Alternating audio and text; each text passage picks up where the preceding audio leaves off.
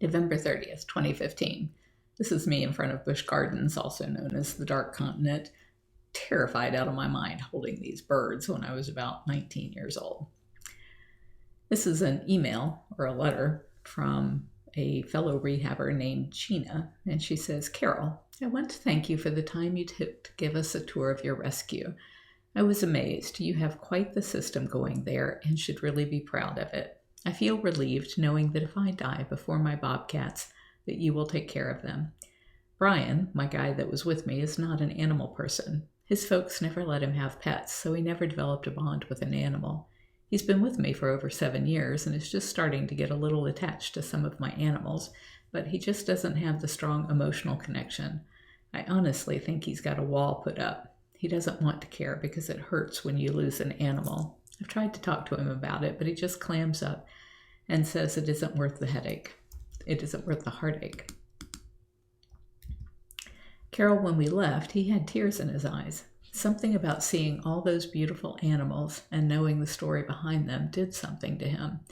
I am glad that it did. He even asked me to get your email for him because he wants to write and thank you himself for the time you spent with us at the rescue.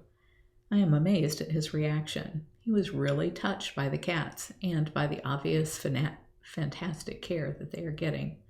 You have a new fan in him. I am really, really stumped by his reaction, but it's a good thing. Anyway, I'm rambling and you are one busy lady, so I'll make it short and say again how thankful I am that you let us see the facility, the time you spent with us, and allowing us to see those beautiful creatures. God bless you for what you have accomplished for the animals. Also, I'm glad you enlightened me about the Tiger Ridge situation. The newspapers here just print his side of the story, make it look like the government is riding roughshod over him.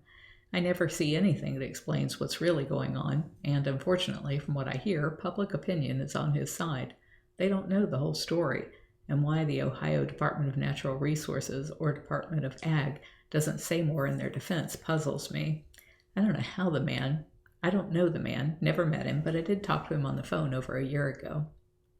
Mr. Grumbles, he was Bobcat, had stopped eating. My vet checked him every way possible, but couldn't find anything wrong with him. Another rehabber gave me the phone number to Tiger Ridge and suggested that I talk with him. I don't even know his name, but about it because he was a big cat expert. He just told me what I already planned on doing. I gave Grumbles a live rooster that my neighbors needed to be rid of because he was so mean that he was dangerous around their young kids. It worked, but it took Grumbles several hours to get around to pouncing and making a kill. He just sat on one of his high perches and watched it, which was odd, usually, because anything alive is usually dead within seconds of being in his pen. He did start eating after that, though. Anyway, it seems that the prevailing public opinion is that this guy is a saint and the government is picking on him. I am glad that you informed me otherwise. Carole, I think you are 1 in a million. I just can't get over what you've done building up your rescue facility. I want to win the lottery just so I can give you all the money you could possibly need for whatever you might need it for the cats.